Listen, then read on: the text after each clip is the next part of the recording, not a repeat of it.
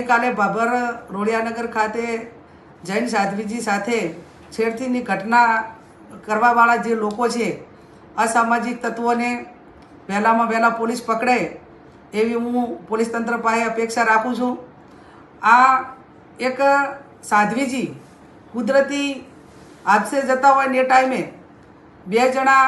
watch રાખીને એમની સાથે આવું કૃત્ય કરતા હોય તો એના ઉપરથી એવું નક્કી થાય છે કે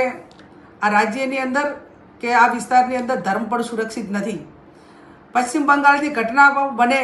સમગ્ર ભારતની અંદર કોઈ જગ્યાએ ઘટના બેન હાથે બને તો એનો વિરુદ્ધ હોવો જ જોઈએ, પણ મને એક એવી અપેક્ષા રાખું હું ગુજરાતના